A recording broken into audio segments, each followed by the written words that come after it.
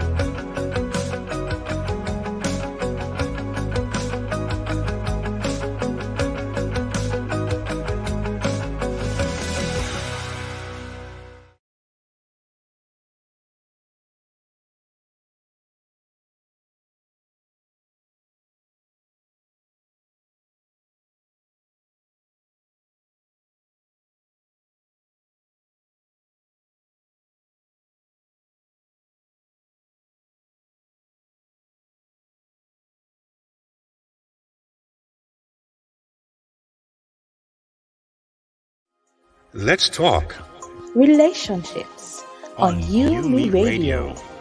So what are we talking about? Marriage, dating, parenting, business, And love, emotions, sex. it's a conversation with me, Lady Misty, And DJ KTE. on everything from hot topics to taboos. Join us Mondays at 9 p.m. live on UMEradio. Follow us at Let's Talk Relationship Show on Facebook or on UMEradio on Instagram. Let's talk relationships, arguments for the grown.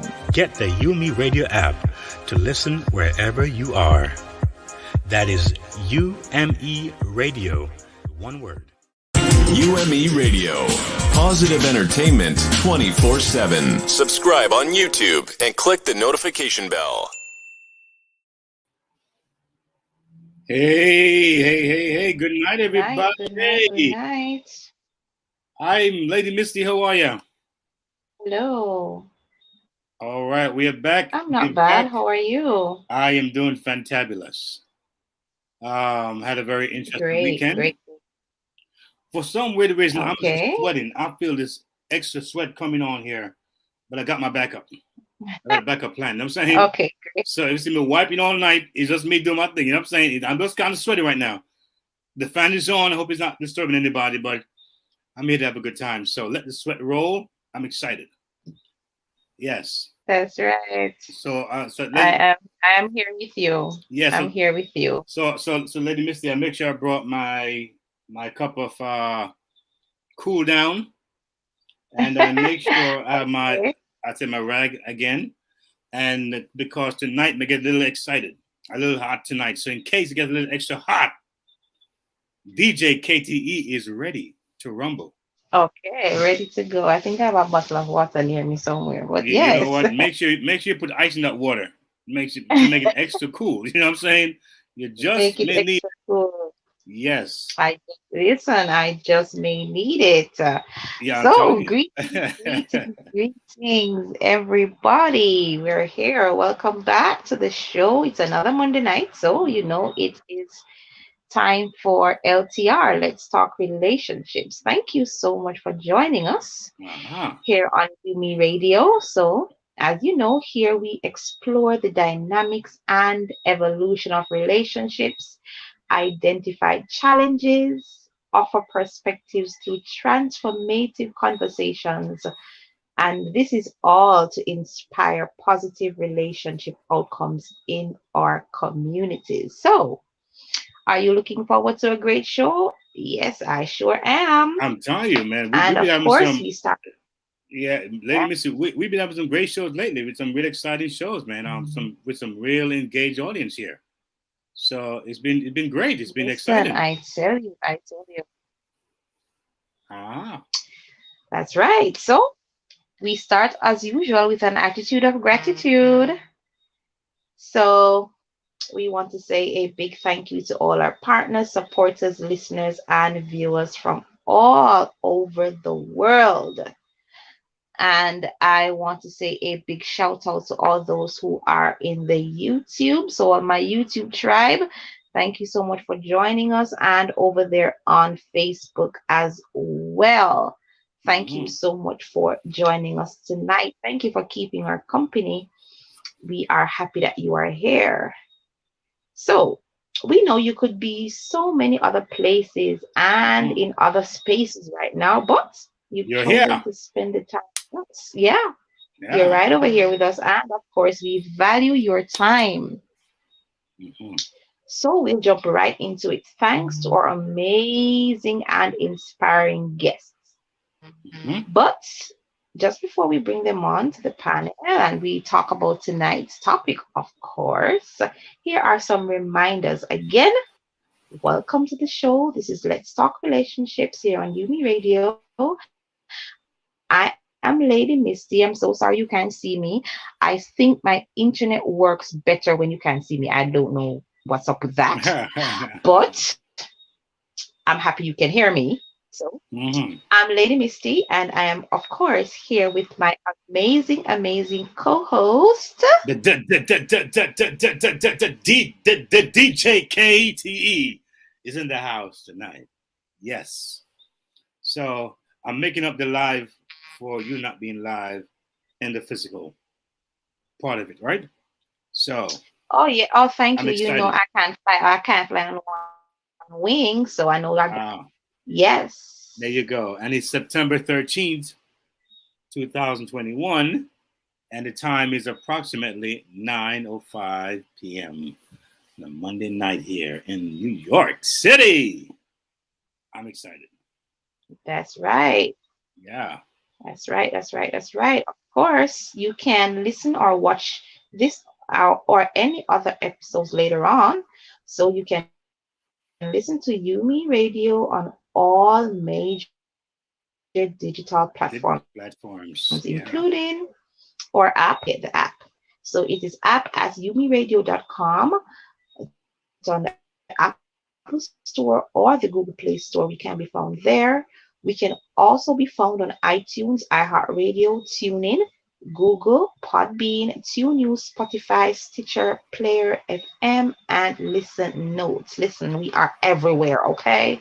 We are Everywhere. And everywhere. that's just to name a few. There's more that we're not naming, but that's okay. That's enough to let you know that we're out there and we're happy that folks are Yeah, that's tuning in and they're watching from okay. where they are. You know, it's amazing how we're in this technical digital age where people can be so particular about where and how to listen to things. But the good thing is that they're listening, and hopefully that they're being inspired, motivated, encouraged, uplifted, and that's what we're all about. That's Yes, indeed. right. That's right. That's right. That's right. All right, so before we get into our topic for tonight, of course, we'd like to share a little info with you on self-mastery with Dr. Wanda Thomas. So we're going to turn on the lights. So here is tonight's spotlight. Helping to make dreams become a reality. That is her mission.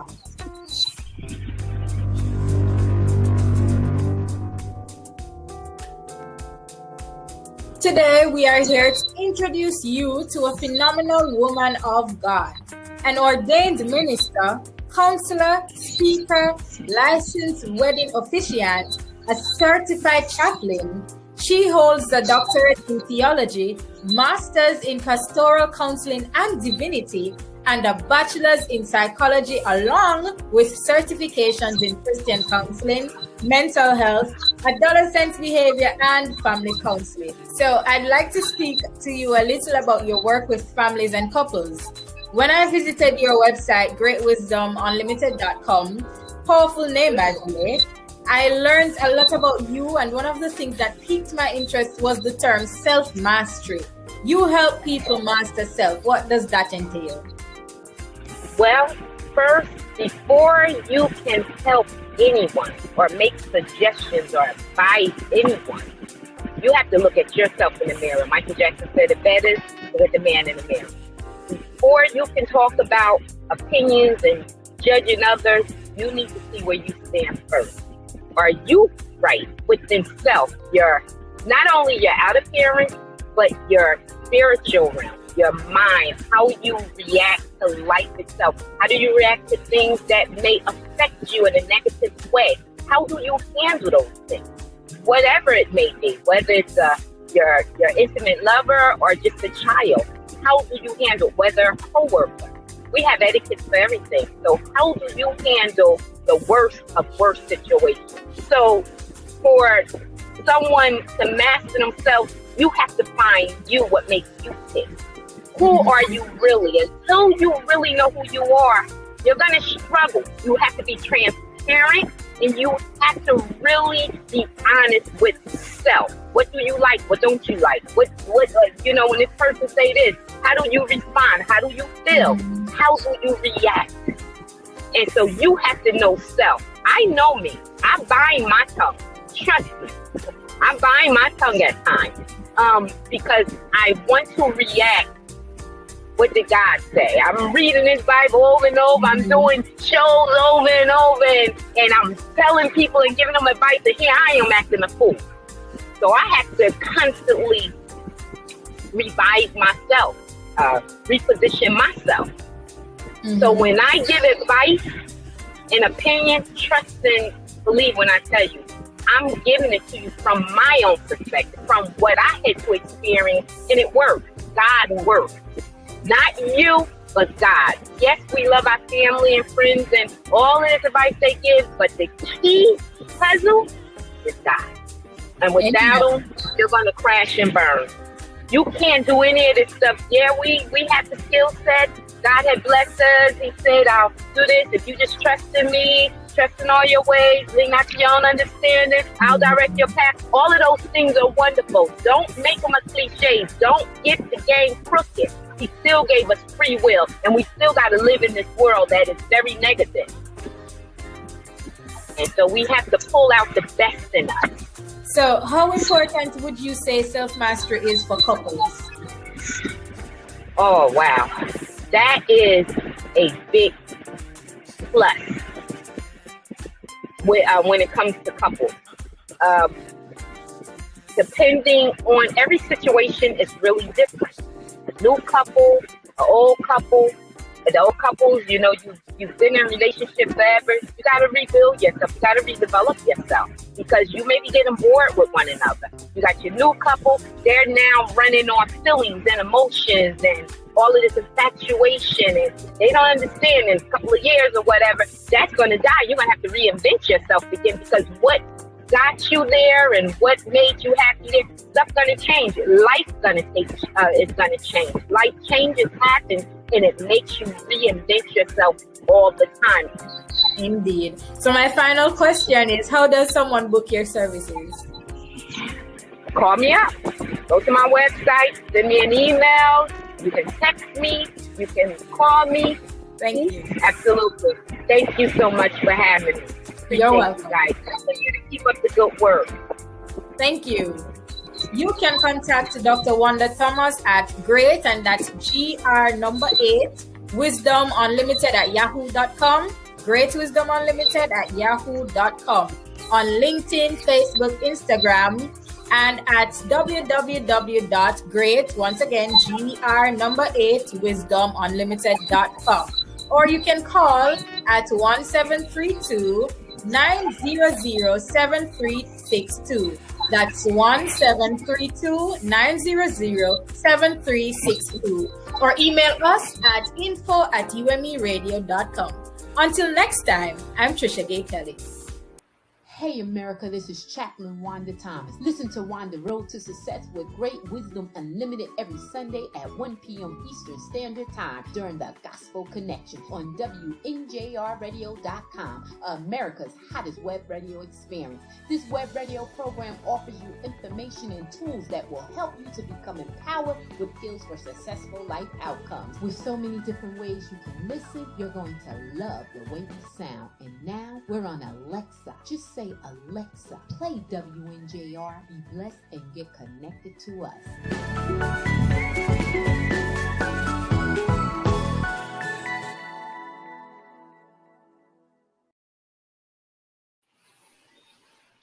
All right. That was our spotlight, Lady Wanda Thomas, Dr. Wanda Thomas. Yes. And she has some good stuff. I see you. Good evening, every entertainer. I saw Satin Brown in the room. Good evening. Good evening. Thank you so much for joining us. We are happy that you're here. So tonight we are moving with the speed of light tonight because we got quite a few things to cover tonight. Yes, we so do. Our topic for tonight is drum roll, please. There we go. All right, 114 conversation starters for couples, from deep to sexy. All right, from an article written by contributing sex and relationship editor by Kelly Gonsalves. That sounds interesting, Lady Misty. Yes. So Kelly Gonsalves is a multi-certified sex educator and relationship coach based in Brooklyn, as well as the sex and relationship editor at Mind Body Green. She has a degree in journalism. Now, we're talking about conversation starters tonight, and as you know, communication is important in any relationship. It doesn't have to be sexual in nature, just relationships on a whole. Yes. So as it relates, as it allows you to effectively share feelings, opinions, and expectations. So many people fail to communicate due to fear of rejection, and trust me, I know what that feels like. I can totally relate to that. Or fear that they'll end up upsetting or losing their partner. There you go again. My hand is raised. I can totally agree with that and relate to that. All right. Or their family members or friends. Now, I want to share with you very interesting information that I read. So lifestyle website yourtango.com polled 100 mental health professionals and found that communication problems was cited as the most, listen guys, cited as the most common factor that leads to divorce. And that's up to 65%. Yeah. Followed by that was scary. I saw that too. Yeah. To resolve conflict, 4%. Listen, that's a lot. Okay. Yeah. So 70% of the experts surveyed said that men cite nagging and complaining as a top communication problem in their marriage. I wonder if I'm a nagging person. I don't know. Somebody ask my I gotta husband. ask your husband. I gotta ask him now. See what happens. I'll find out. Women's top complaint was that their spouse doesn't validate their opinions or feelings enough. Oh boy. Yeah, please ask him. I will. Uh-oh. And yeah, and so women's complaint was that their spouses doesn't validate their opinions or feelings enough, according to 83% of experts. Wow. So John Gottman, a professor from the University of Washington, who conducted research on couple behavior for 40 years, has suggested that there are 4 types of communication problems that can lead to divorce. So they are criticism of partners. Criticism of partners. Yes, contempt, defensiveness, and stonewalling, and that is the refusal to communicate at all. Wow. So listen, that's a whole lot. That's a mouthful, but that is the information out there. Yeah. So we're jumping right in. So tonight we have 2 special guests who will be joining the conversation tonight as we seek to empower you, our amazing audience. So please welcome our returning guest and our producer from the past year or so, Marsha J. Marsha J in the house. Welcome, hi guys. Good night. Welcome back, Lady Misty. Yes. Hi. She will be leading us for new adventures, and we celebrate her as she goes. Yes, and also we have Miss Tina Devon. I hope I pronounced her name correctly. You did. Yeah, we go. Well, thank you. Welcome. Hey. She is the author of the book Preparing Yourself for Your Mate with God as your foundation. Exciting. Listen, that's a powerful title. So good night, ladies. Welcome to Let's Talk Relationships. How y'all doing? Great. Awesome. How are you? So we have one returning guest and we have one new guest. So that's a good contrast there. So yeah, there's no saying, women have a thread that whether they're new or not, there's a thread that runs too. So that's a woman's night, power night tonight. So I'm excited to hear what they're going to be sharing with us on their responses. Lady Misty, hopefully we can surprise them, right, and have them shake a little bit. You think we can have them shake a little bit tonight? A little surprise there, See how they bat it out and whatever it is. I hope so. So tonight we're talking about deep conversation starters for couples. So we are jumping right in. So we're starting with the deep and then we're moving to the sexy. All right. So we are creating that foundation. So I want to hear your thoughts. Have you ever used these conversation starters before? Are they tacky to you? Do you have any of your own? But we are going to be running through the ones that we have here. So the first one says, what's your relationship with your parents like? So Lady Misty, pause one second. So pretty much, if you can grab your mental pen and paper, right? No, in the digital age, in this computer age, grab your digital pen and paper, and not sure which one of these questions may peek out to you or may hit you a certain kind of way when we read them off to you. All right, there's a lot of questions here, so we want to over cloud your mind, but you may get a pen or may make a mental note or a physical note of it, so we can now see which one and how it connects with you and how you want to relate to that particular thought. So go ahead, Lady Misty. Yes, and also thank you, DJ KTE. Also, we want to have our audience chime in. So listen, if you have any of your own, please type them in the chat. Let's read them. Or if any of these stand out at you and say, I used that last week. I used that today. I used that last night. Come on, let's hear it. We are here for it. All right. So here are some, and just reading through these questions are, and you may agree or disagree with me, ladies, and you're free to chime in at any time. These are questions that we usually ask, at the beginning of a relationship. Things like, what is your relationship with your parents like? Do you want to be more or less like your parents? Have you ever been in love before? Has anybody ever asked you that Wow, question? are you the killer? I Do you see see one. Are you Tell a it killer? like Oh my it God. is. Go on, keep on reading. Keep on reading.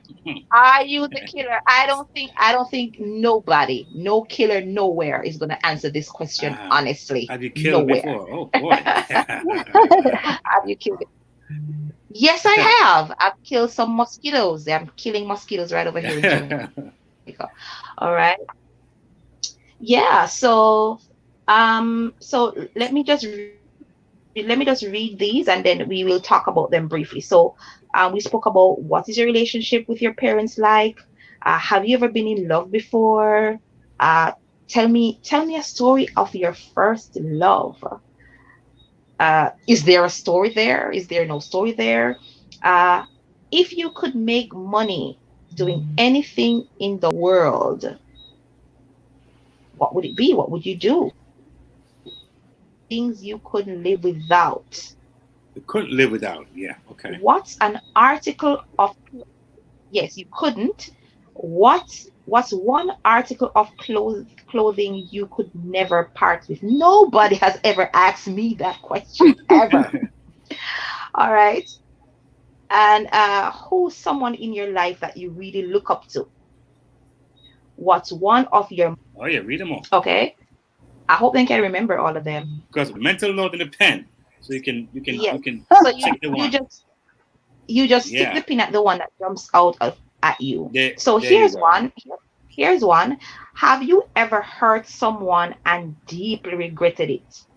Did you ever make amends? That's number 10. So moving to number 11. What's the meaning of life? What's your purpose in life? That's a very good one.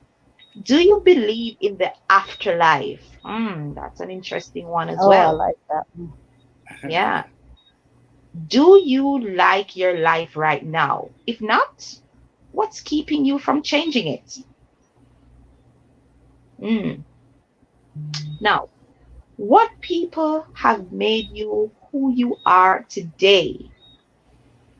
What experiences have made you who you are today? When did you last cry in front of another person or by yourself? I cried this morning. I can tell you that right now. I cried. I cried today. I've cried. Okay. Have you ever felt very strongly about something and then eventually changed your mind about it? Mm-hmm. What do you think is your best quality? What do you think is my best quality? What quality do you want to nurture more in yourself? Do you have a good relationship with your body? Interesting questions. Let me check and see if I got something going on here. Do you find it easier to give or receive? What's one dish or meal that reminds you of home? Oh my goodness, that's mine. That's right there. Yes. Yes. Have you ever broken up with a friend? What makes you anxious? What does happiness mean to you? If you no longer had to work to live comfortably, what would you be doing with your life? What's one thing in your life you're struggling with right now? And number 30, what's one thing in your life that you're grateful for? Wow. So, 30 questions. Let's see. Let's hear from our guests. Which one jumped out at you? So, I see Marsha J smiling away, so I'm going to start with Marsha J. Yeah. Maybe a whole lot jumped out of her. You know what I'm saying? Maybe a whole lot jumped out. So like, I don't know what to pick because half of those are mine. Because I would cry last night. Okay, Marsha, talk to us. Okay. All right. So good night, everyone. And thank you so much for having me here. Greetings, Lady Tina. It's so great to have you on the program tonight. So questions that pop out at me. Do you have number 22? Do you have a good relationship with your body? Wow. I'll start there. Talk to us. As I am a plus size girl, so I have history with my body.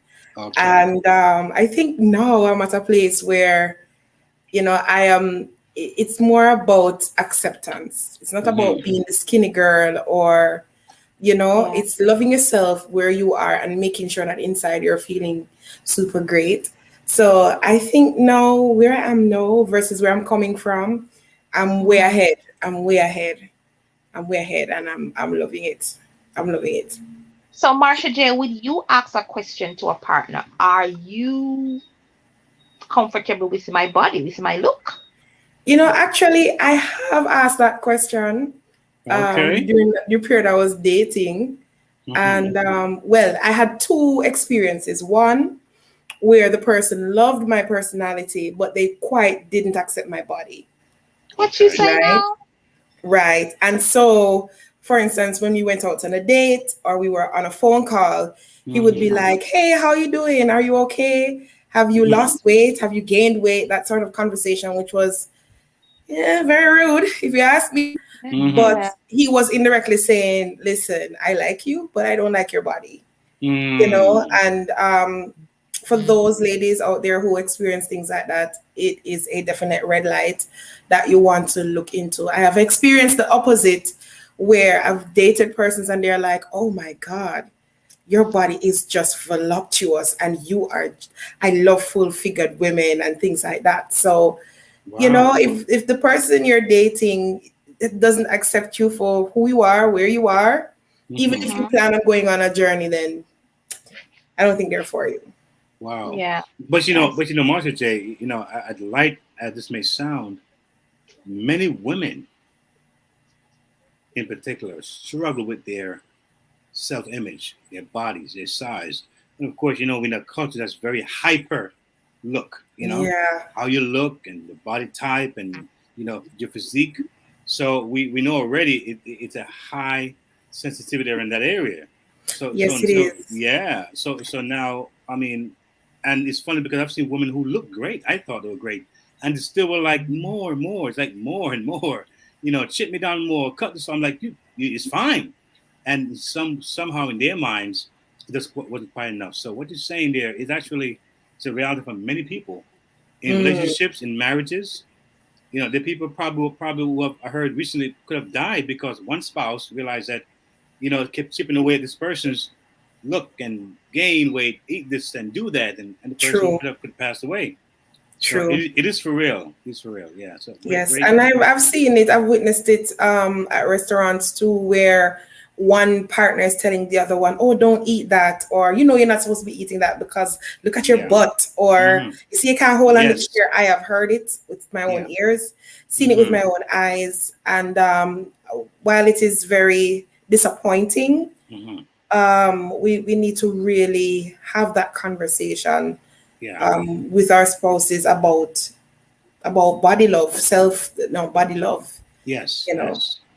So true. Yeah. And things can happen because for me, I was on hormones for a very long time. I've gotten injections in my head and so on because I had an illness and I was taking tablets that would have caused me to also gain weight. But what could I have done about that? Nothing, because your health comes first.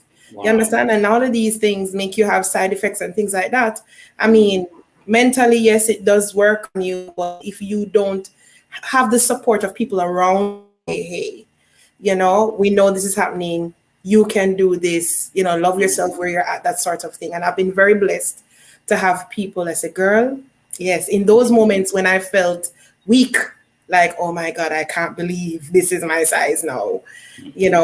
like, girl, you're fabulous, you're beautiful, you're this, you're that. And it's not just the girl with the pretty face. It's just, oh, you look nice for a fat girl. You know, I've heard so many comments. Sometimes, I must say that if he's interested in the topic, then it might be easy to talk to him about it. But if he's uninterested, then it might be hard to talk to him about it. And I must say, I mean, on some occasions where we might have problems in the relationship and we have to talk about those problems, he might not always be up for it. But I mean, in the end, we kind of just get through it and we discuss it and it turns out to be fine. But getting him to actually start talking about it, it might be hard. But yeah, that's it. Interesting. Yeah. So you heard Martha J talk about her 22. And I would like to hear what Tina Devon has to say, what struck her about these questions that were posed. It's a little bit noisy back here now. I actually came in into the lobby, but I thought it was going to get a little, But anyway, I think one that stuck out to me was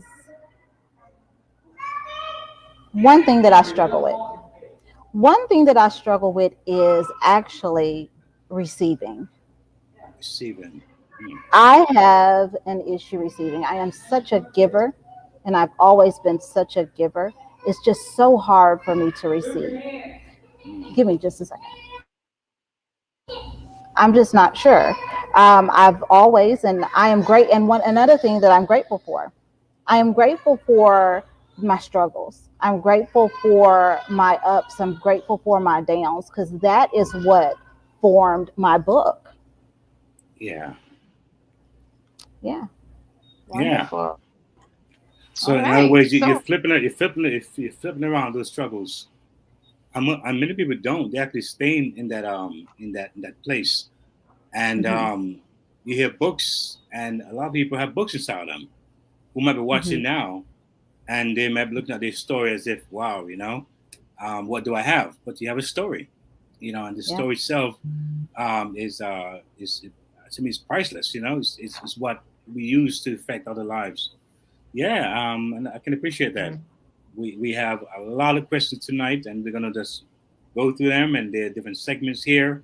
So, Lady Misty, I'm gonna take the other part 2, and see what we can come up with here with some responses.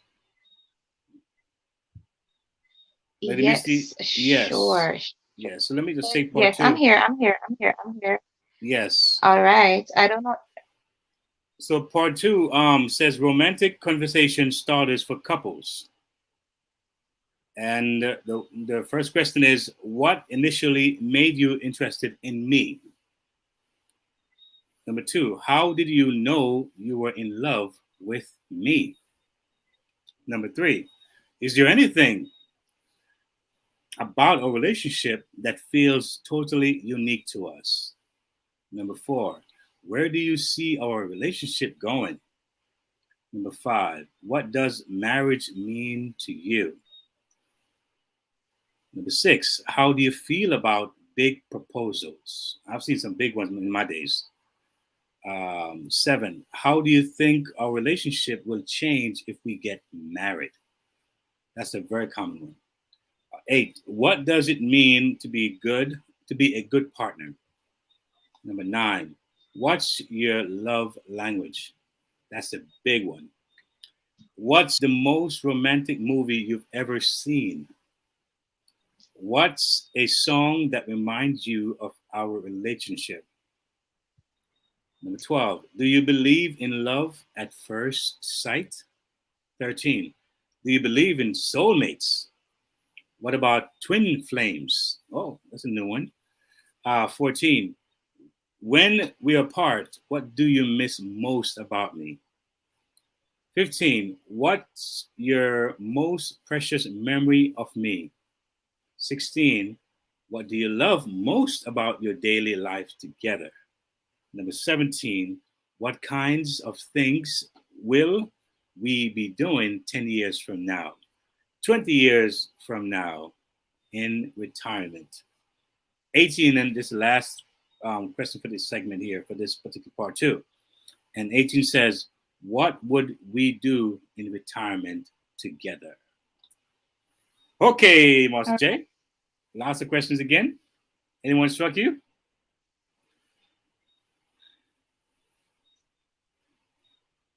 Yeah, I think you're muted. Not sure Yes, why. thank you for that. There I we was go. saying before we go, I think there's a YouTube comment. Hey, there is? Yes, Well, it says, hi Tina, did your book cover any of these questions? Yes. Hi, Re-Entertainer.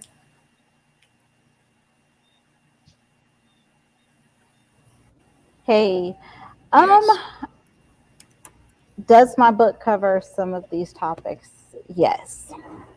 Yes, I would love to go into it, but I want you to buy it. But yes, it does. It does. Okay, very good. Very good. That's good. Yeah, I think these are very, very, very, very deep questions.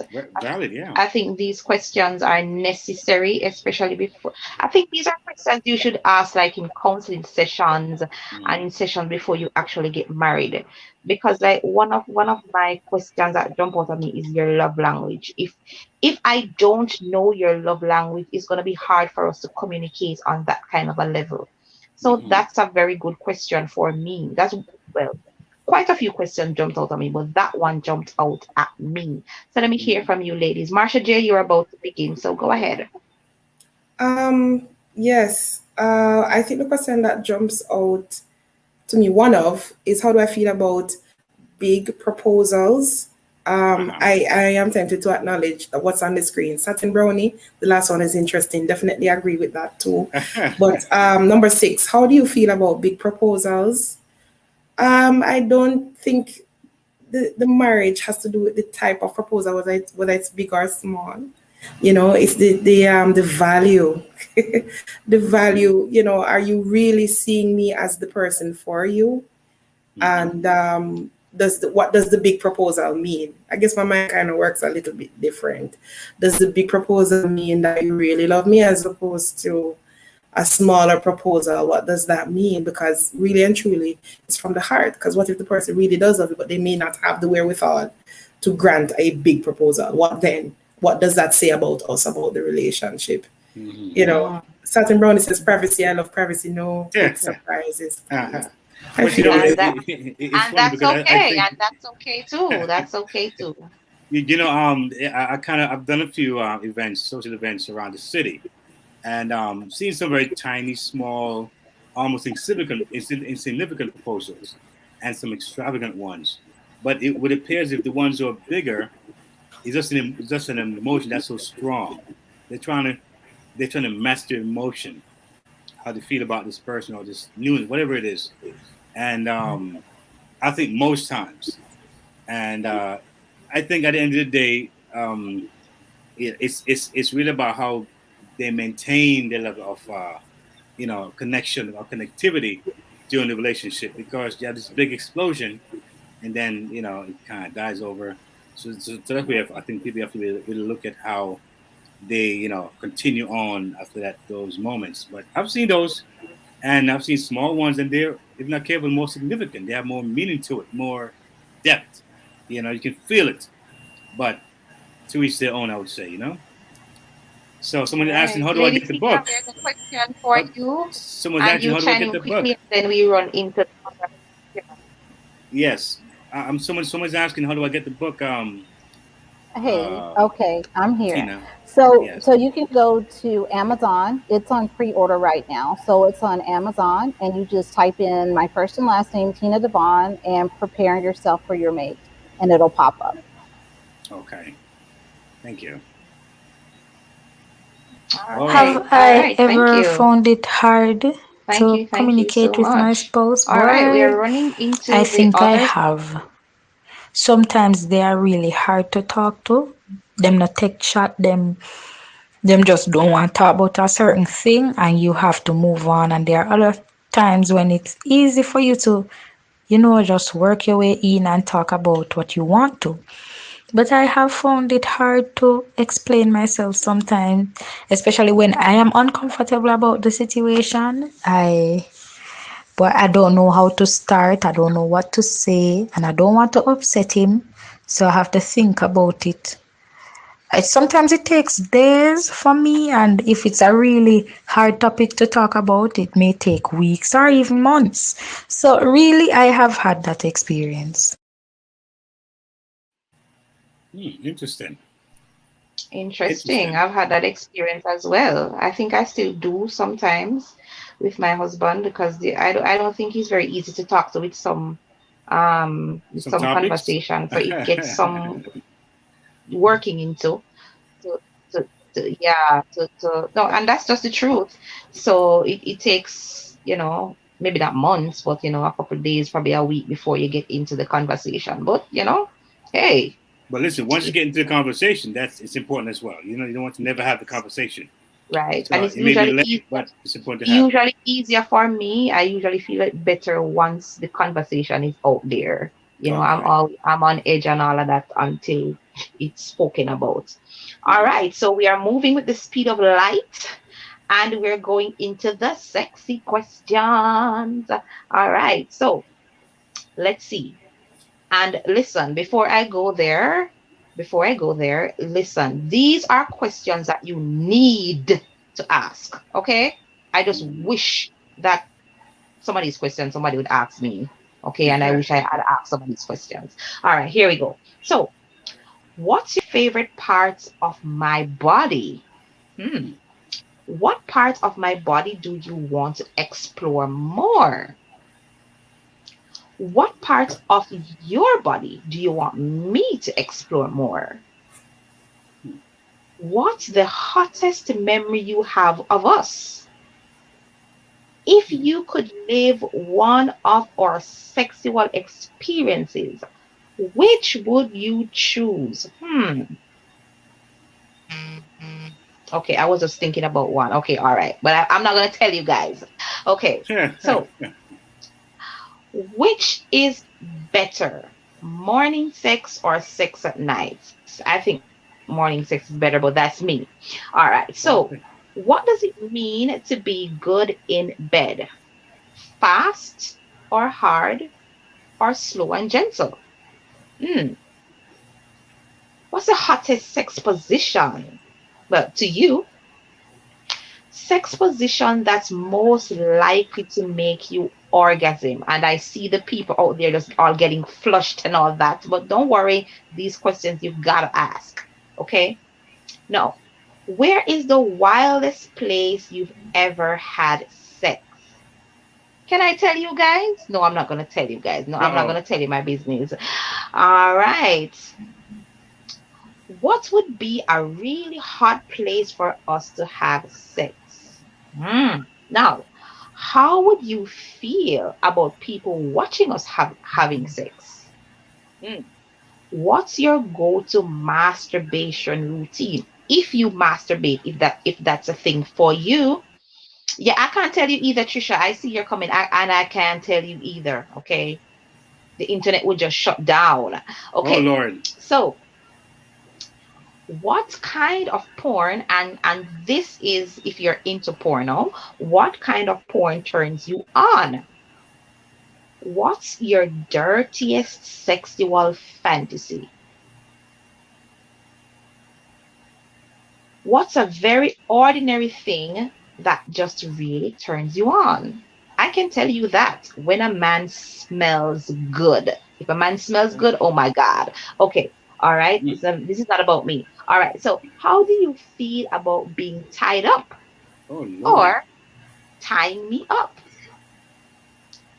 Do you like to be spanked or the idea of spanking me?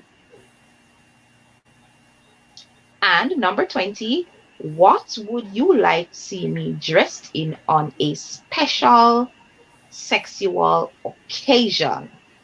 So, all right. So wait, Lady Misty, I see Satin Brown over there say, "Spank me, yes, spank me." Oh yeah, my God. let me just go back here. So hold on. Let me just kind of roll down this script here. So first we had questions about conversations, right? Deep conversations. And then we talked about what else? Romantic conversation starters, right? Yeah. And now we're dealing with what? We're dealing with sexy questions to ask your partner. Yes. So your partner means your wife, your spouse, right? Is that what we talk? It doesn't matter. We talk about your wife and spouse, right?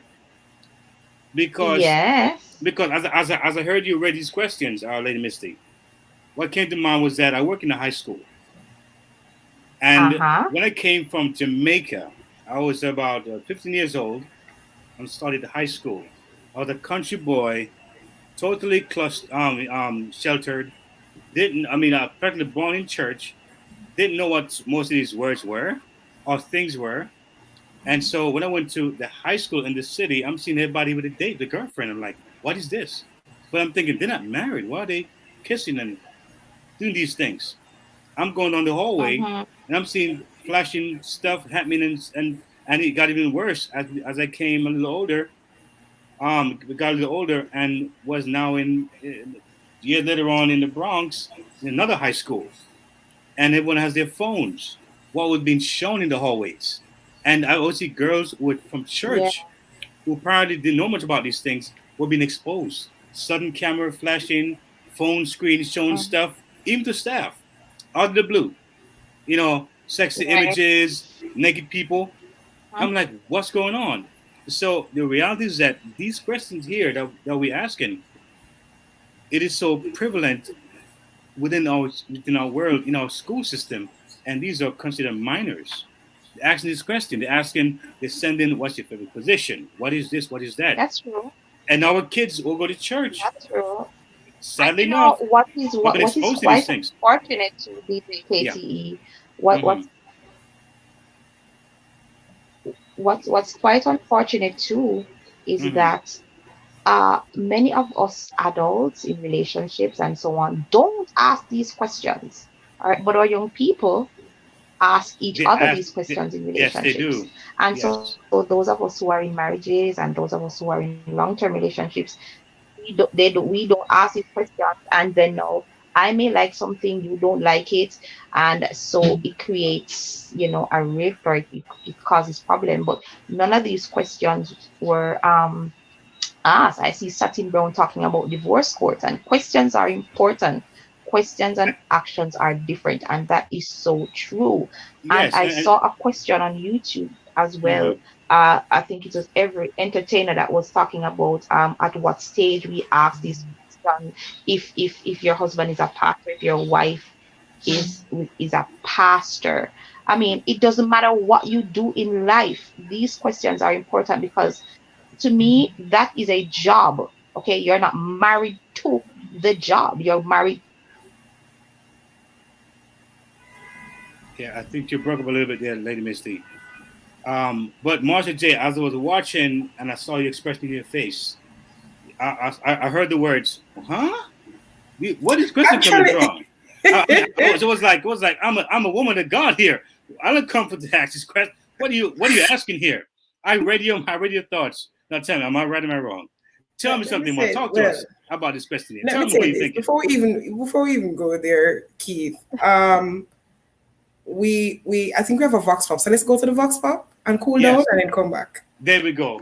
So I do not find it difficult to start a conversation with my spouse, and this is probably because in the beginning we have set up our relationship in a way that we tell each other everything.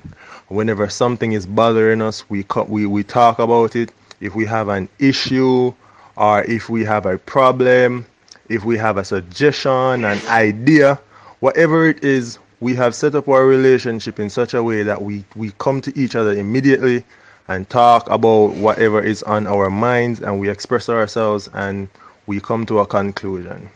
So because that has been a constant habit, nothing is ever really difficult to talk about or to start up at any point in time, whether we're having dinner or we're out or we're sleeping.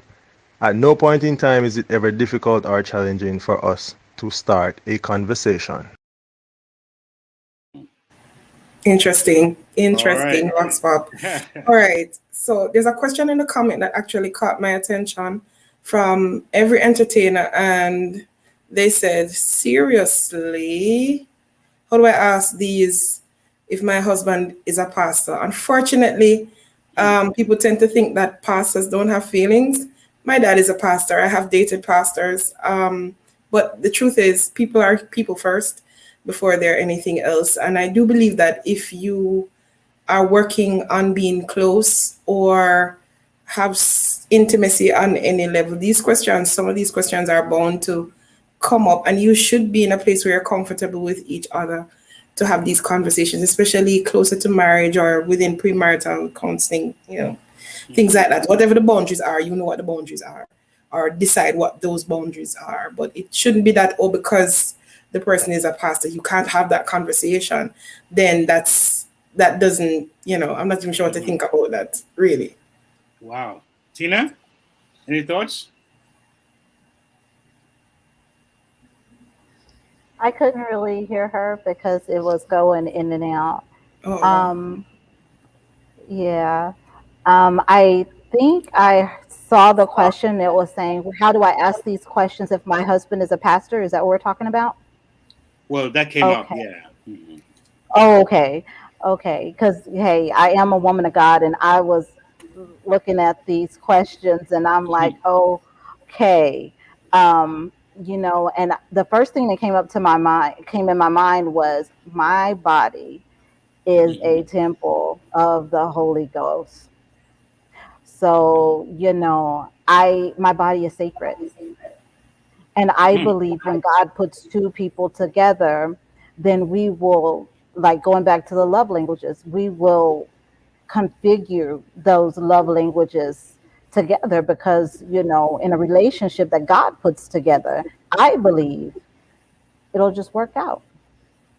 So what I'm hearing you say, which is interesting, is that because I grew up, understanding what God put together, and trusting to give you the right spouse, and have him, give it a partner for life. He knows what's best for you, what works for you. But I'm also hearing faith without works is dead. I'm hearing where we take action, initiatives. It gives us wisdom, and it gives us insights. It allows us to probe, ask questions. So what's the balance? How would you treat that balance in marrying someone? I give an example. There's someone who got married to someone, real true story. And when they got married, they find that the body part was so big that not even a baby could have been had. And the lady decided to divorce. She decided, I'm not going to see it. It's not important. He's a male. He looks like a male. He has a beard.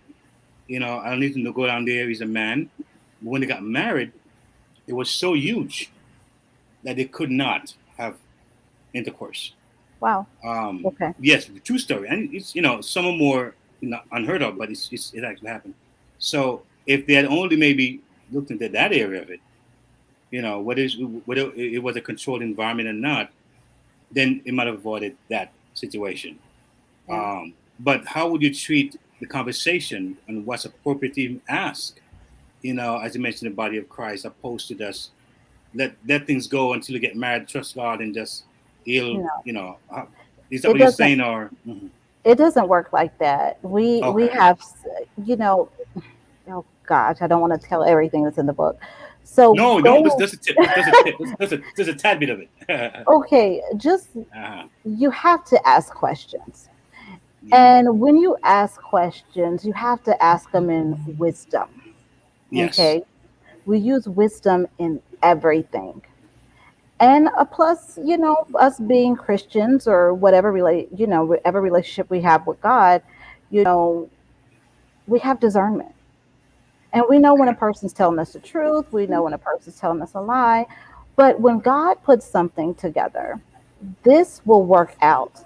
What you were telling me earlier about, the scenario, I don't believe that was God at all. Well, maybe they thought it was. Well, that's when you have to, God is my foundation. You have to go back and build a relationship with God to make sure that you're actually hearing God and not yourself. Because a lot of times, us being human, we see something that we like, and, we think it's God, but it's not. It's really us. I have a question to ask you, Tina, and maybe I'm probably probing a little bit here. We tend to be as believers or people who believe in God as creator. Yes, thank Misty. You back, Misty? I think I hear you, Misty, Lady Misty.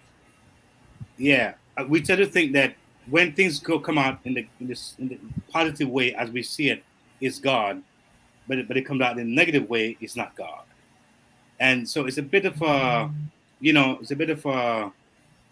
interesting kind of way of looking at things, because there are people who died for the gospel and they died in a very violent way.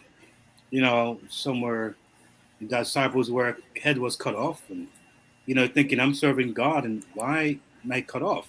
Some were thrown to the lion, animals to be eaten, and they were serving God. So everyone's different, right? I mean, I know. I'm just kind of getting your point of view in that as well. Yeah. Okay. Yeah, everyone's different on that part. When it comes to faith, let's just use COVID, for example. Some people, Christians are getting COVID. Buddhists are getting COVID. Like, everyone's getting COVID. Some of us lived, some of us died.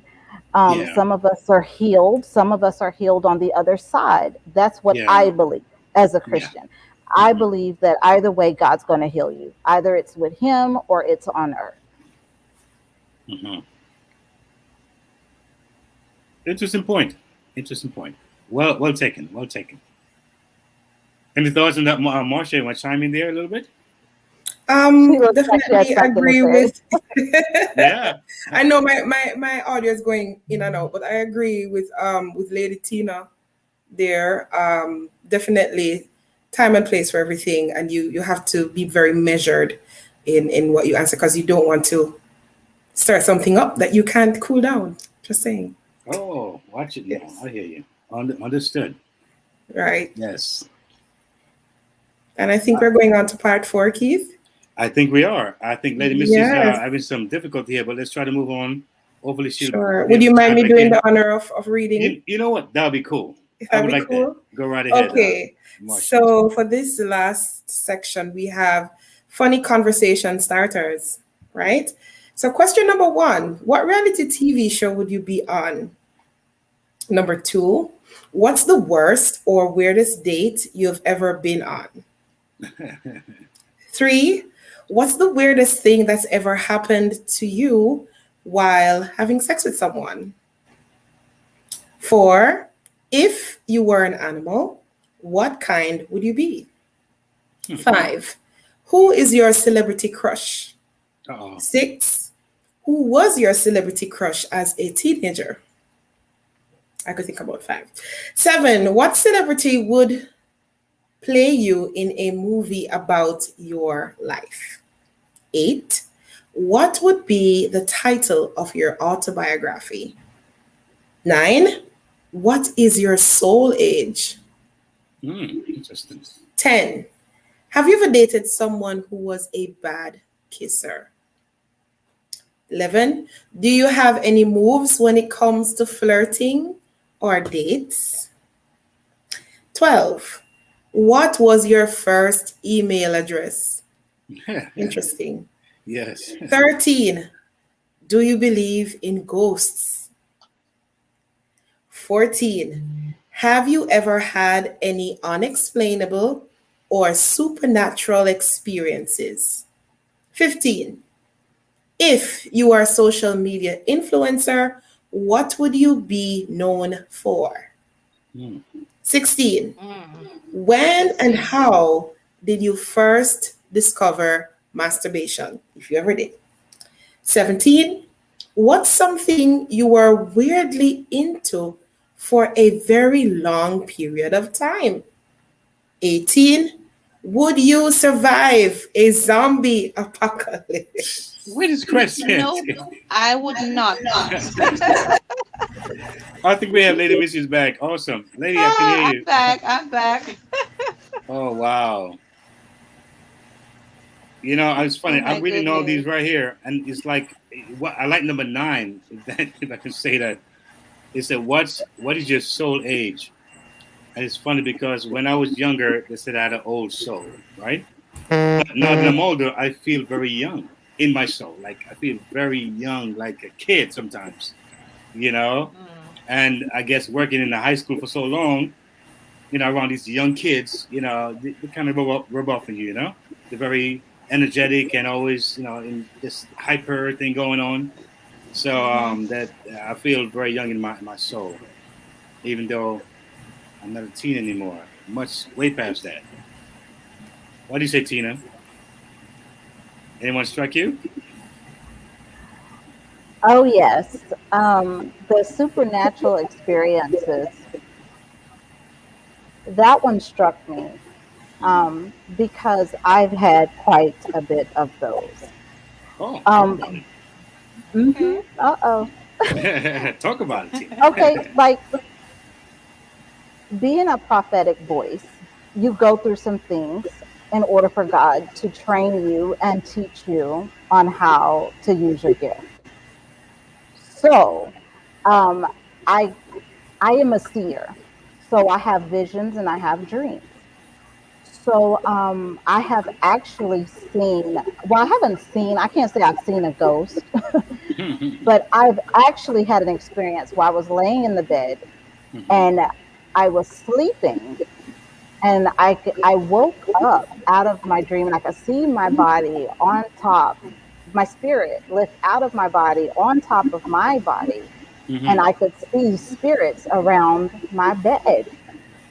Because I remember previously I had asked God, why do I wake up feeling this way? Why do I wake up feeling like I've been touched? Why do I wake up and feel like, you know, something's been laying on me? And the Lord had, you know, spoke to me and told me, you know, how to pray and cover, you know, my body and my house and how to keep things out of my ear and keep things out of my eye gate.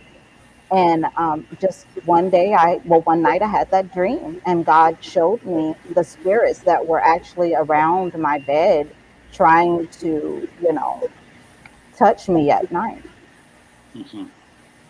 So that was one of my supernatural experiences. Wow. You know, I think nothing happens for a big thing by chance. And as I heard you speak a while ago, Tina, it kind of just, I felt in my spirit to say this to the audience and those who are listening, is that we look at so many questions here tonight that we ask, and yet they may be important to ask at some point. Some may not be. But what came to my mind is this, is that despite those questions, how much are we asking about the God questions? Are we asking, what's my purpose in life? Are we asking questions like, what's the will for my life? Are we asking questions like, Lord, do I need to go on a fast? Are we asking questions like, what church do I need to go to? What ministry do I need to serve under? You see? So that checked in my spirit. So yet these questions that we ask tonight, they may be important, but they're more carnal minded, they're more carnal based, they're more human based. So now we should always remember that although we're in a real world with human elements and human desires, there is another component to our life, which is a spiritual life, and how do we treat that? You know, many people ask the question, why was I born? It's almost innate in as far as we look at it. Why was I born? Why am I here for? Those are powerful questions. And I think that as you mentioned earlier, about I don't have a spouse, but I have been in a long-term relationship with my ex-boyfriend now of about 8 years, and for context, we've known each other since we were 14.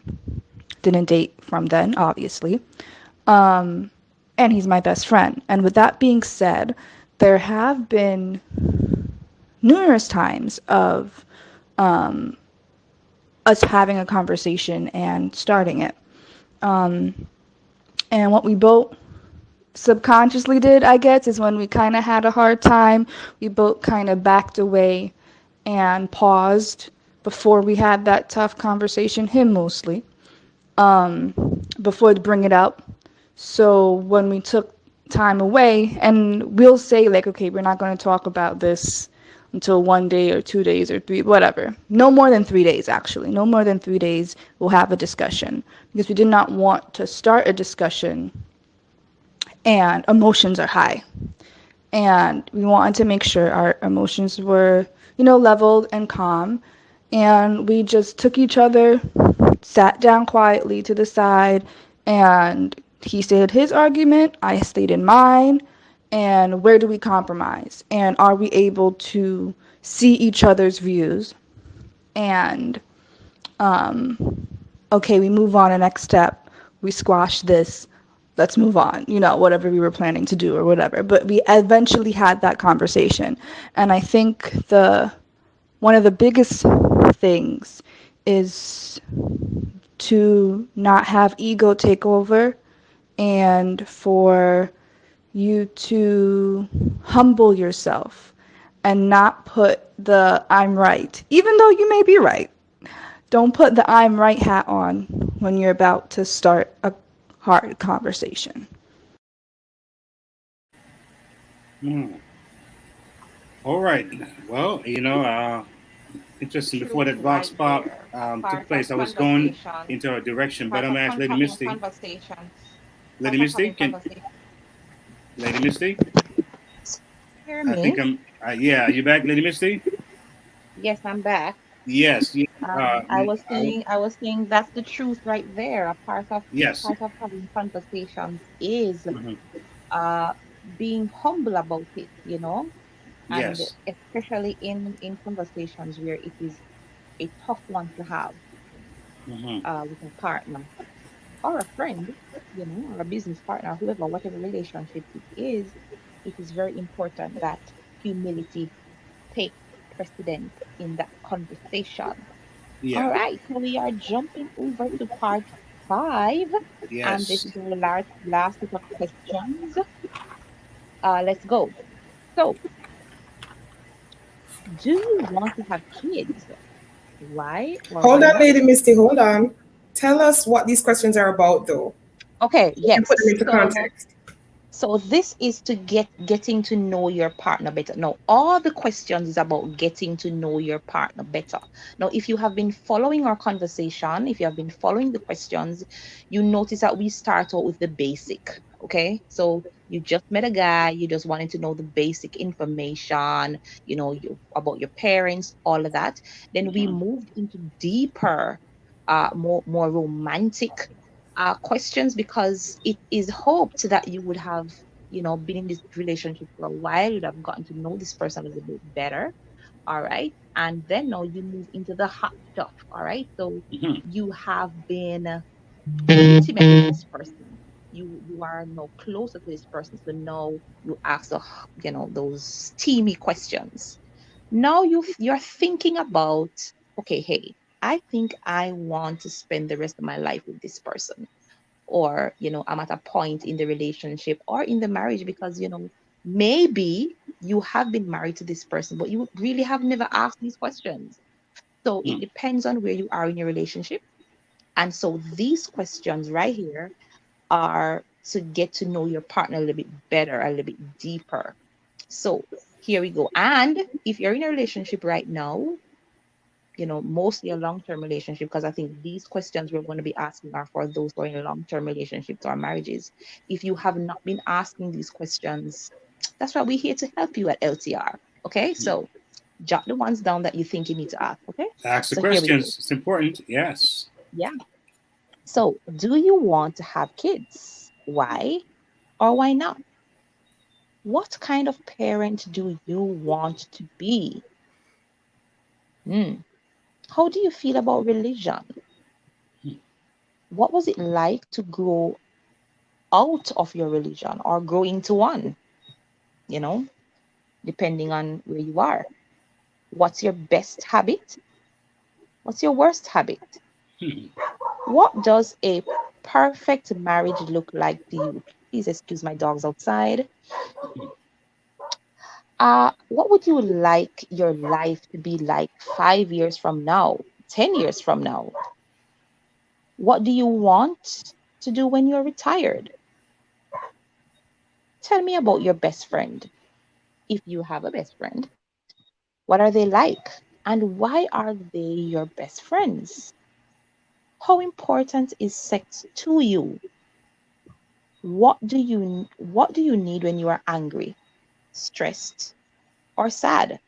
That's an important question.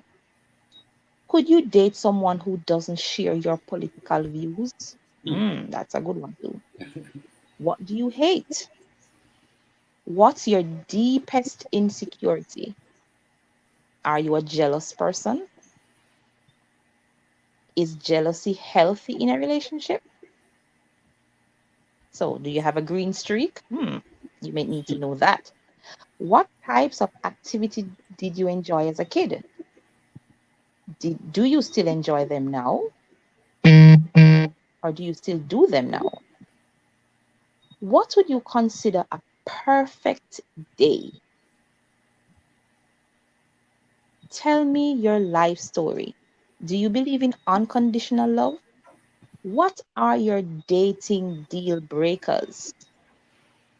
What's the number one thing you look for in a partner? Why do you think your past relationships haven't worked out? What kind of gifts do you like?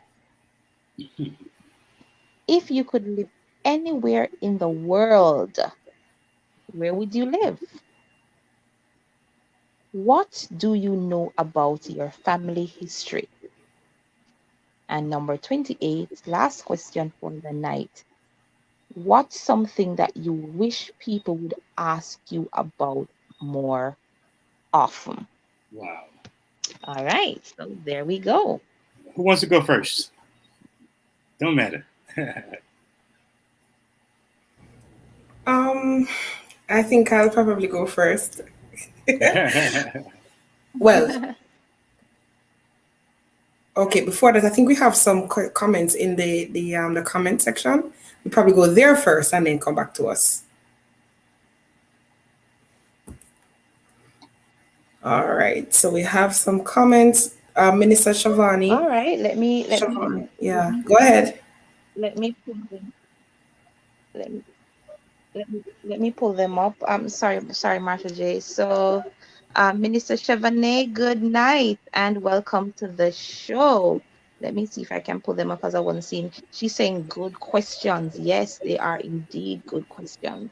So, are you someone who forced your belief on others or only respect your own religious beliefs and crap on anyone else's? That's a good question. And that's something to be looked into as well. Yes. Can I date someone who has to tell me about their religious beliefs every time adult conversations arise? I don't know, man. Those are questions. Can't leave home without it. It's like American Express card. Yes. Brown says, these are very good questions. And she's learning to let people speak without the need to correct or have an opinion. Yes.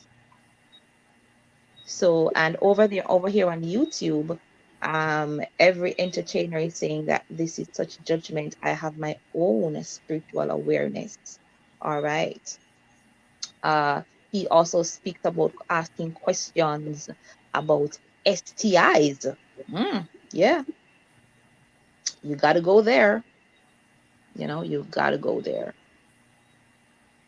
So, yes, these are very good questions. Oh, yeah. Very much so. Yes, thank you so much. Thank you so much. I wouldn't say that it was hard for me to start a conversation with my spouse, but guys, for chiming having in and the conversation itself might be difficult at any point, depending on her mood, the time of day, specifically if she just got home from work, certain things like that. Gauging the atmosphere before answering or asking any particular questions that can be answered later or within the next day or two.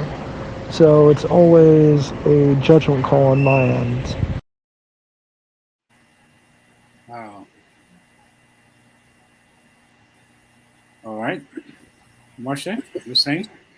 Yes, I actually have some persons who are listening in and WhatsApping me. So they're saying to reiterate the topic for tonight. So the topic is 114 conversation starters for couples from deep to sexy. And it's from an article written by contributing sex and relationship editor Kelly Gonsalves. And I do really think that these questions are important. Sometimes as simple or maybe as deep as they are. Sometimes I also believe, even as a faith-based person, that we can also be so heavenly minded that we are no earthly good, and we don't know how to really balance conversations. And it's very important that we learn how to have these conversations in a setting that is not just about, religious conversations all the time, but it's really getting to know the person, because the person is there even first before their, belief in God and so on. And sometimes I'm even just speaking in the context of a wedding planner and having conversations with persons.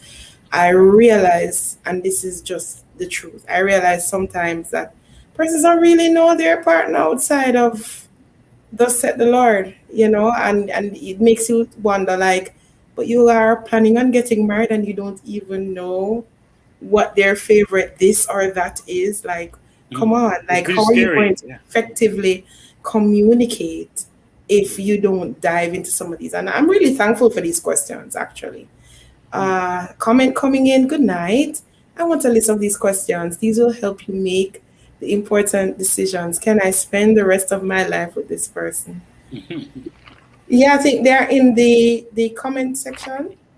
Yes, we can definitely. They're on YouTube. That person's on YouTube, right? Yes. Yeah, we can definitely have them there. They're there. Mm-hmm. Right. Hand clap. I'm seeing Saturn Brownish. She says hand clap. Yes, yes, yes. Every entertainer. True. At Minister Chavonnet. It's on YouTube. Save the link. All right. And I think I see a couple more. And all conversation cannot cover every topic. That's true. And the opposite is also true. Like sometimes we go on dates and we have no game plan at all. We don't even know how to start a conversation. And it's just about ordering what's on the menu, eating it, and talking about, oh, hey, so how was your day today? Oh, what do you think about the weather? When there are more things that we could actually explore. Yeah. So I'm really happy for those questions tonight. As a matter of fact, I like what you said, Marsha, because I've never heard so many questions like these in this setting, where so many and you're triggered by so many different ones. So I think it should spark something in us that questions are really important. And what you may not be asking, the person may be asking in their minds, and maybe not telling you, because sometimes people think what they don't ask. So it definitely let me want to be a little more aware and a little more assertive in rather than assuming, ask the question. It's very important. True. That is true. Tina? And we have Akeem Brown chiming in. Yes. Good night, everyone. First time here. These are good questions, but there are some good liars out there. Ha! Absolutely true. Absolutely. That's where God comes in. So you can have discernment. Discernment. I mean, all these questions are good. All these questions are good, but I think it's a little bit more than knowing your favorite position, That's very true. That's very true. Because if you make a position your conversation, then that's going to be your marriage. That's right. We don't want to be married just for sex, because a lot of people do that, and that's after the sex then what? Yes. Yeah. And we have another comment coming in as well. I worked at SRH Satin. Could you tell us what SRH is? The problem is not the conversation we have, but the silence we cultivate. Deadly. Yes, that's true too. Yeah. That's true. And silence does communicate. If you know how to read the silence, it does communicate. That something is wrong sometimes. So this is where words and actually having conversations are important. Okay, at sexual and reproductive health, yes. All right, yes. One thing I learned, Lady Misty, when I was in high school, and now being a dad, I could only imagine what my kids might be hearing, because I had some sudden surprises out of nowhere, questions, images like, whoa, that you had no clue this came your way from some other kid who might have been exposed to an uncle or brother, a magazine, porn. I'm like, what's that? So I realized that these kind of conversations, and like I said, this program here is really about conversation, and even though as a believer, you have the church setting, and you have the concert setting, you may have the banquet setting, you may have the revival setting, but on the platform that speaks to over 160 countries, and some people not even understand about God and the Christ that we know, and the belief faith that we have. You want to be able to reach and touch and affect and connect. Yeah. So I think that I've been hearing Marsha J and tonight, and hearing Tina, hearing their perspective and hearing their hearts, and hearing their responses. I think it's a blessing, and I think that's as folks listen on in, they can now find their own voice in all of these questions, all of these thoughts, and find themselves even more. That at the end of the day, it is still, we being responsible and to our Creator, and being people that are going to grow and find balance, be it in a spiritual sense, in a physical sense. Yeah. Yeah, Yes, I just Lady saw a Misty. comment from Satin Brownie that speaks about the younger people having these conversations and having them in a more mature way. You see that they're having the conversations you don't want to have with them, with people less qualified, and that's a dangerous place to be.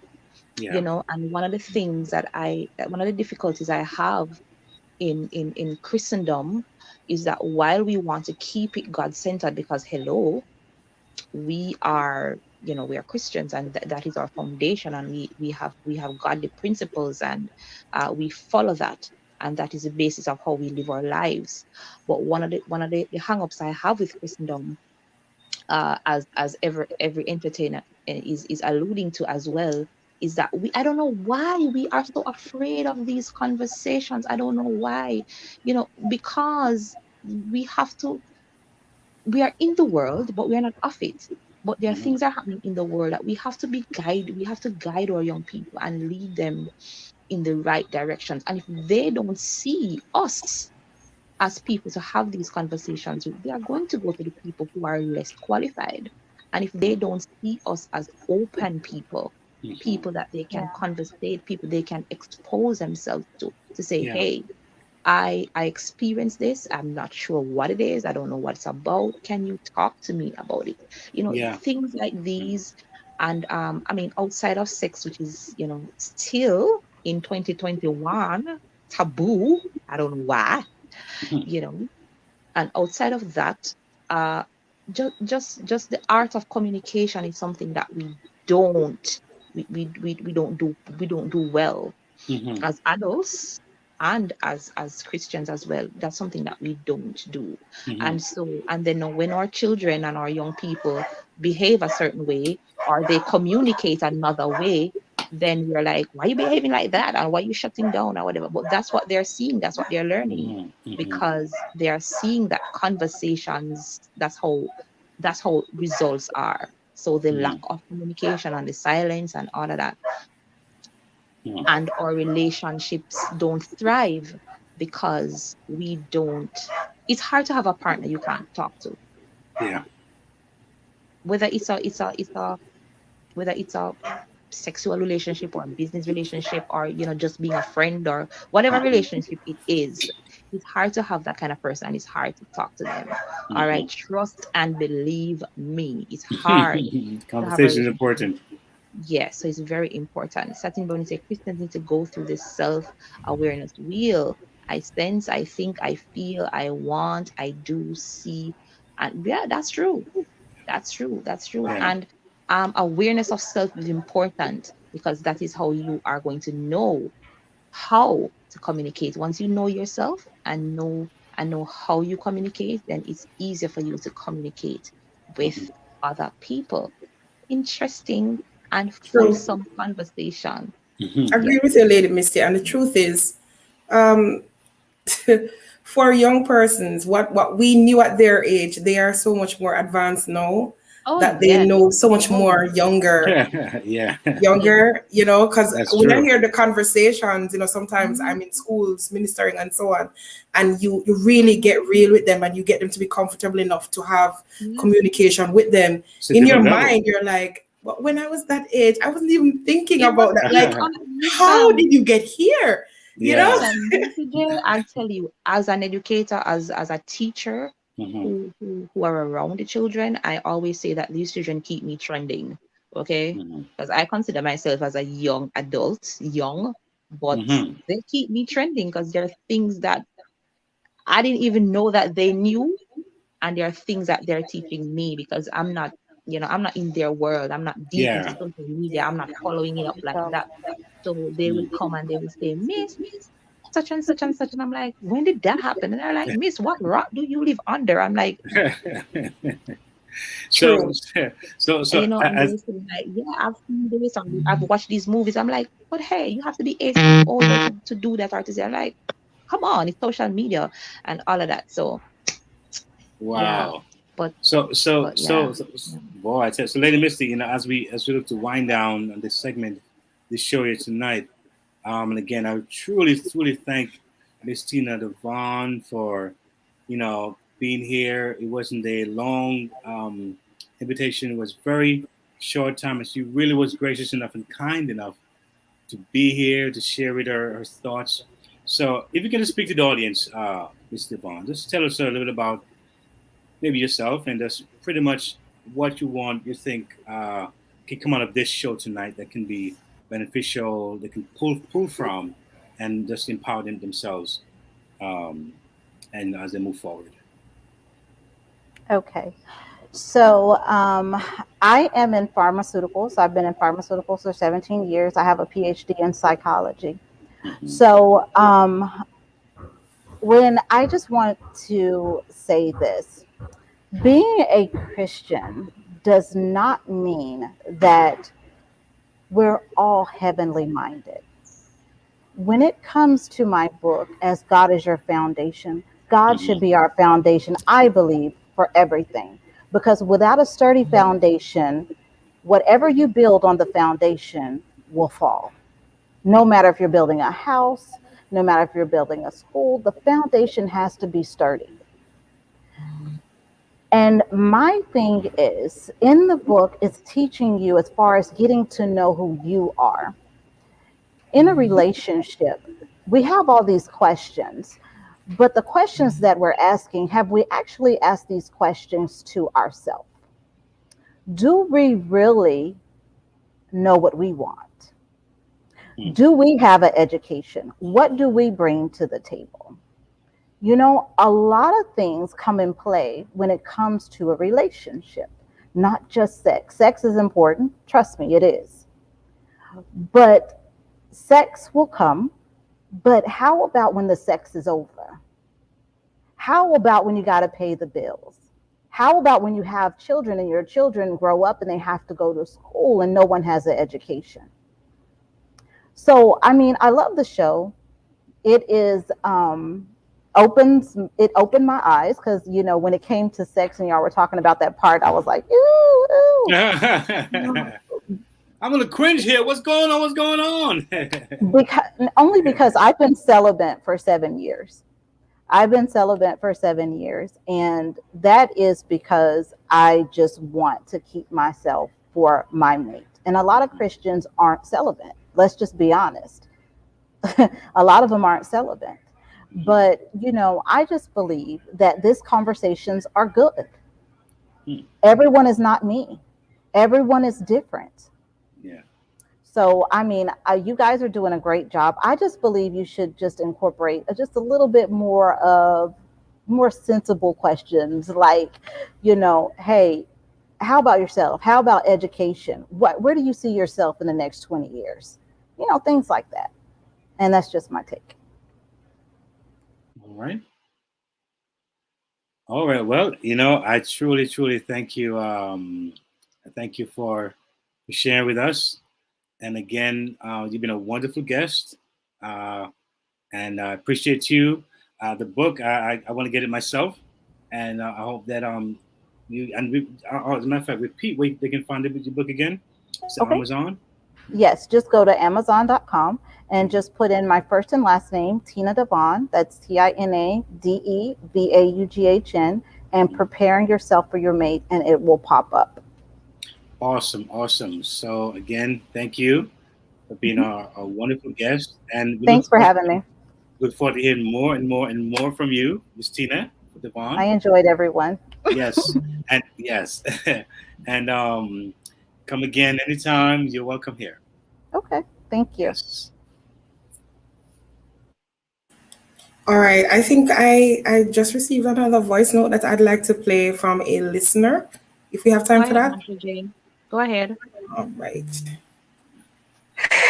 So good night. My name is Asya, and feel free if you want to hang on. Okay, if you want to hang on for the rest of the show, it's fine. Very interesting. Ms. Devaughn, it's quite fine if you want to hang on. I started playing it. Are you able to hear? It's a bit low. Can you play it again? It's kind of a shake. That was a bit skitty. Just to try it again, see what happens. It might be a little clearer next time. So good night. My name is Alcia, and it's my first time listening in.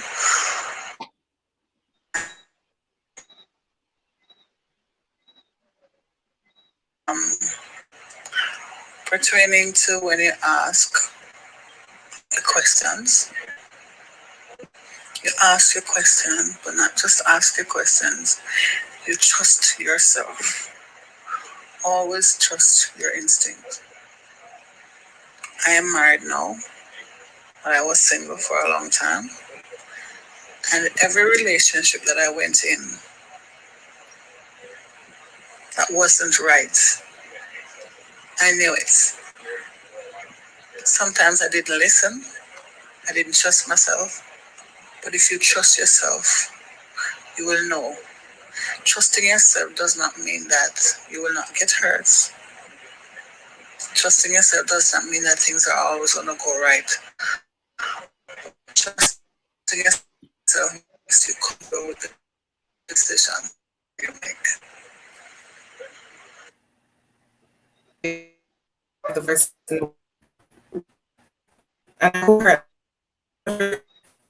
Yes. All right. Let me know if you hear it. Yeah, there's a little bit of static there. But again, guys, you can get a book on Amazon. Tina Devaughn, Prepare Yourself for Your Mate. So tonight, we do have a very very interesting show tonight because in a way it's a bittersweet experience because we want to DJ KTE thank that listener for chiming in. Yes. And she made a very important point about instincts. We did a show a couple of weeks ago about red flags and all of that. Mm-hmm. So we want to make sure that she knows that we value her comment and we want to be happy for that. Yes, so just a reminder for those who have joined us tonight that we were discussing the topic 114 conversation starters for couples. Now these are not questions that we made up, okay? These are questions that somebody else wrote about. All right, from the Deep to Sexy article by Kelly Gonsalves. All right, so we want and if I might add, Lady Misty, if I might add, there were different questions. It wasn't just and one particular topic. It was all different questions, sex included. Yes, so it is a very I thought it was interesting myself. You can go and check it out yourself. Yeah, I thought it was interesting. And I'm sure that our audience, they had their own questions. Persons wanted to know a little bit more about education, as Tina alluded to. Other persons wanted to know about religion and all of that. So, you have questions of your own, and these questions can help you even in your own relationship. You know your relationship, and you know which questions are more important to ask. Yeah, and can I say this too? That this is just one person's list, because there are tons of other questions out there that we know definitely are very relevant to relationships. Let's not just lock it into these questions. This is just an article that did very well, was very successful, went very viral and things like that. I mean, it's about relationships, not necessarily about religion itself, just to put it into context. Oh, sex is right. Involved, it is involved. right. Yeah. So for me personally, I do think the questions, they were relevant. It just depends on how you look at it. How you view the world, how your experience, it will determine whether or not you use these questions or you come up with questions of your own. And I did agree with Lady Tina when she was on, and she talked about getting to know yourself, and even with Althea, who sent the voice note about trusting yourself. Yes. In making choices, you have that sixth sense to say, go left, go right, do this, don't do that, things like that. Right? So it's very, very important for us to make the difference between the two. Yeah. The difference between the two. This is about getting to know your partner. Yeah. Right. And probably what we should have done earlier is really to define the context of when we say partner. Because if you're already locked into a marriage, that is your partner. Exactly. You don't have nowhere going. Right. Based on how you see marriage. You understand what I'm saying? It's really knowing. Because you never really know a person. You can't take the first year of marriage, second year of marriage, third. Persons are always changing and evolving based on what's happening, the changes that they're going through, hormonal changes, always taking place. Changes, other things, different aspirations, what's new in terms of motivating you, and things like that. And you will need to ask questions. For us in the community, sometimes we don't even want to ask questions. We just rather sit in silence, and nothing is wrong with sitting in silence. But then again, you need to have a feel of where you want to go. What's happening with you, checking in with each other. And when you're checking with each other, it doesn't mean that, okay, we're just going to go out and eat. It means that I'm going to really try to tap in and That's to feel you, like where you know. You have to be like, I know where you were last year and what you were pursuing and how this excited you. Like, are you at the same place? Because I would want to know as a person, how do I support you? Are you regressing or are you progressing? But that's a part of the relationship growth, Marsha J. So it's something you have to be intentional about. All right, because as you grow together, things will happen, everyday life and all of that happens. And so it takes away from that deep conversations that you should have. And yes, you have the conversation, how was your day? Was good. All right, mine was good too. You were stressing, okay. And then you just continue like that, and then that routine builds up. So if you're not intentional about having deep conversations and asking these questions, you have to be intentional, and you have to be consistent. Yes. All right? Exactly. I always wonder why when I was younger, and when I was in church, I would hear these great testimony. Oh, I was a sinner, I was a wretch. I know I'm saved and sanctified on my way to heaven, right? But when I heard that, I didn't see the connection. I didn't see where they came from. Where did they come from? But I know where you're going, though. But I felt that it was like a mask. I never saw real people. I saw people who just denying something that they and so it's weird. But I think these are platforms that are so important. These questions are very, very, very important. In fact, it opened my eyes even more. I'm always learning. I'm never stop learning. So exactly. I thought it was great. I thought it was great. Exactly. And you know what too? I think, the whole relationship thing is a real journey. Yeah. And if we're really gonna be very open as we close the show, if we're really gonna be very open and talk about connections and relationships, even with those persons who we may no longer be dating or have a relationship with, for those of us who are fortunate enough to still keep in touch with them, and you resolve it to just being friends, and you can actually track the journey, you will actually see how these conversations come in handy. And it helps you to coexist with the person. Definitely. You're not just looking at the person through a one-dimensional point of view. Because nobody is one-dimensional. Exactly. We may pretend like it's one-dimensional, but it's not. It's so many. Right. So we have to really dig in and like really get in there. That's just my thoughts anyway. I hear you. I hear you. As a matter of fact, Marsha J, thank you so much. Listen, you came here tonight and you drop your dimes and you drop your wisdom. Thank you so much. Listen, we are going to miss you here. Guys, for those of you who were just joining us, you are at the tail end. Oh, sorry you missed it, but you can watch it again. All right. But, you know, Marsha J, we want to thank you so much. Marsha J has been our producer for quite some time now. Yes, she has. You know, she's a hard worker. She's usually behind the scenes, you know, and you know, I want to thank her for just being there. She has personally been, you know, sitting keeping my chair warm while I was out for great job, Marsha. Great job. Yes. That yes, keeping DJ KTE company, because I know he'd be lonely over never there. Alone, never alone. But you know, Marsha J, I wish you all the best on your endeavors. I know that you are going to do bigger and greater things. And I know I'm going to be hearing your name and your voice. And, you know, we're going to be spotlighting you. I know. In Hollywood. Yeah, I just feel it. I just feel it in my spirit. Come on, can I get an amen? Yeah, and I want to thank especially the viewers who have been sticking and staying with us over time since we started LTR. It wasn't always LTR. We had another name before, and then we evolved into where we are now, and we could not have done it. Now we have over 4,000 subscribers. We're in 160 something countries, and it's not even us. It's you who keep telling persons tune in and watch for those who have gained value from the program, those who have written in with their problems, and we have the experts come in and really share their advice and give pointers. We've had even persons who have given their services for free to help those who support the station and are having issues. I want to say thank you to them and to the hosts of LTR, Lady Misty and DJ KTE, those behind the scenes, Lady Trisha that just joined in, and DJ Kelly, who is the engineer. You know, I really enjoyed the camaraderie and the teamwork and all of these things. You know, it's I'm passionate about love. I'm passionate about media, so this is like right up my street. So in other words, it could very well be not a goodbye, but see you later, right? You never know. Very much. See you later. See you later.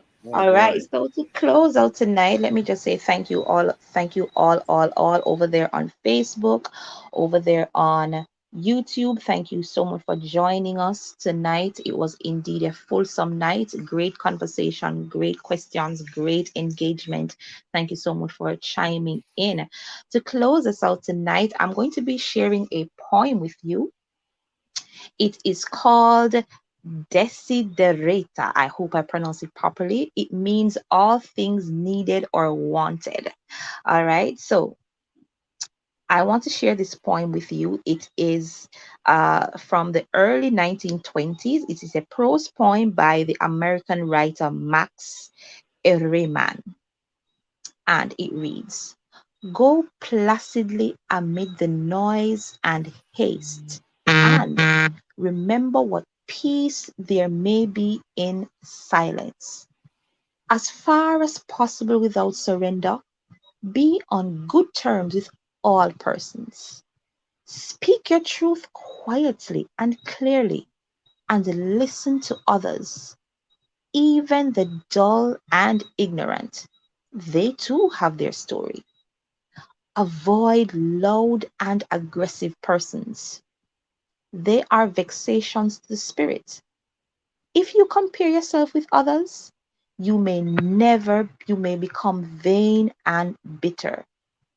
For always there will be greater and lesser persons than yourself. Enjoy your achievements as well as your plans. Keep interested in your career, however humble. It is a real possession in the changing fortunes of time. Exercise caution in your business affairs, for the world is full of trickery. But let this not blind you to what virtue there is. Many persons strive for high ideals, and everywhere life is full of heroism. Be yourself, especially Do not feign affection, neither be critical about love, for in the face of all heredity and disenchantment, it is as perennial as the grass. Take kindly the counsel of the years, gracefully surrendering the things of youth. Nurture strength of spirit to shield you in sudden misfortune, but do not distress yourself in imaginings. Many fears are born of fatigue and loneliness. Beyond a wholesome discipline, be gentle with yourself. You are a child of the universe, no less than the trees and the stars. You have a right to be here. And whether or not it is clear to you, no doubt the universe is unfolding as it should. Therefore, be at peace with God, whatever you conceive him to be, and whatever your labors and aspirations in the noisy confusion of life, keep peace within your soul. With all its sham, drudgery, and broken dreams, it is still a beautiful world. Be careful. Strive to be happy. Good night, everyone. This has been Let's Talk Relationships. Have a good one. Yes. Let's Talk Relationships on UMEradio. So what are we talking about? Marriage, dating, parenting, business, and love, emotions, sex. It's a conversation with me, Lady Misty, and DJ KTE on everything from hot topics to taboos. Join us Mondays at 9 p.m. live on UMEradio. Follow us at Let's Talk Relationship Show on Facebook or on UMEradio on Instagram. Let's talk relationships, arguments for the grown.